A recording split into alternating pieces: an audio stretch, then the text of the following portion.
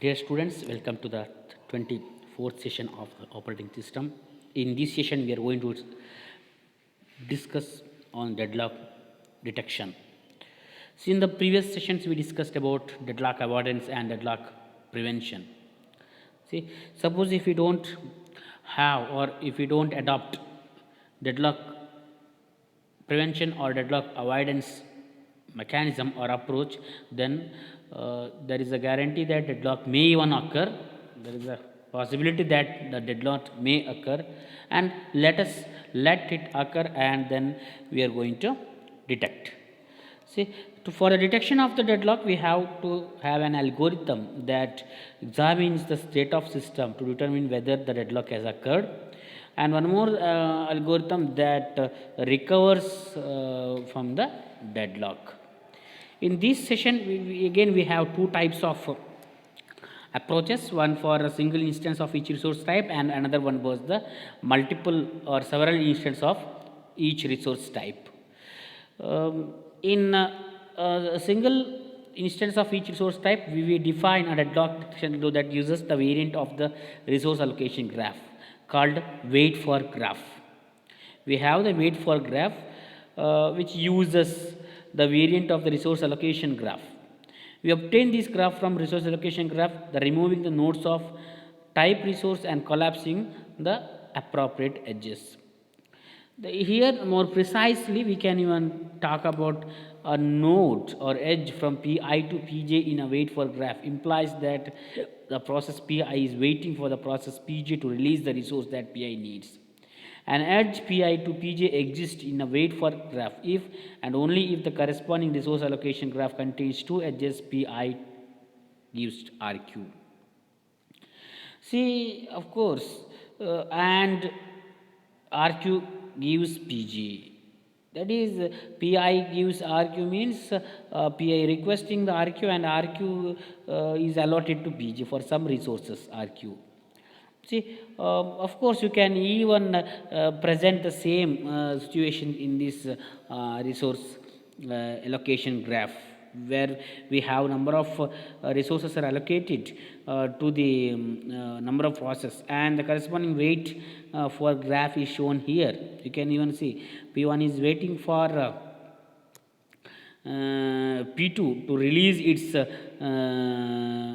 and P2 waiting for P3 as well as P4, P3 waiting for P4. See, this is what the wait for graph we have for the single instance and each resource type. As before, a deadlock exists in the system if and only if the wait for graph contains a cycle. To detect a deadlock, the system needs to maintain a wait for graph, and periodically it has to invoke the algorithm that searches for the cycle in the graph. Therefore, an algorithm which detects the cycle in the graph may require order of n square operations, which is n is the number of vertices in the graph.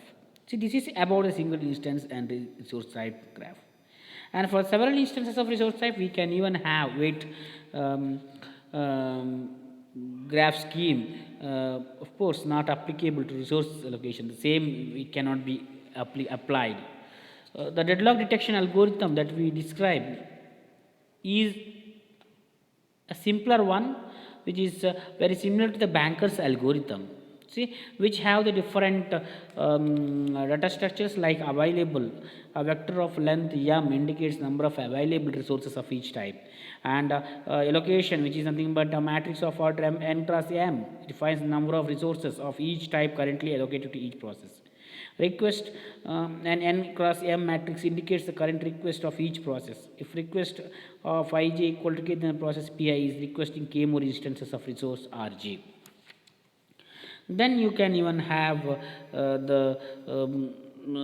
different algorithm, the variants of algorithm what we had in the banker's algorithm.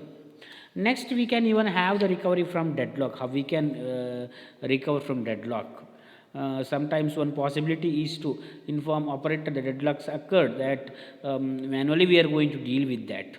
There are two options for breaking deadlock. One is the simple abort or terminating the process and to break the circular wait, and the second option is to preempt or resources one more of the deadlock process.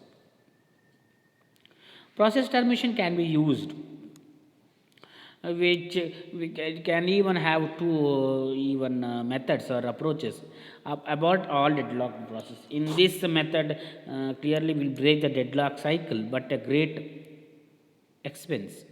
These process may have computed for a long time, and result of these partial computations must be discarded. You can even abort one process at a time until we break the deadlock cycle. That's also even possible, but we have to many factors to be considered. Which method to be chosen, the priority of the process, or which process needs to be even chooses for the termination. The process priority of this is how long process is computed, how much longer at completion, and resource of the process had used, resource process needs to complete it, how many process will need to be terminated. All these aspects has to be even answered for the recovery from the deadlock. And one more even option, we can have the resource preemption, where to eliminate deadlock using resource preemption, successfully preempt some resources from processes. And number of preemption is required to deal with deadlocks, number of issues to be addressed, which the selecting victim, which has to be, which process and which resources has to be even selected, then rolling back, then starvation. See, these are the different options we need to consider when we are dealing with the deadlock recovery from the resource preemption.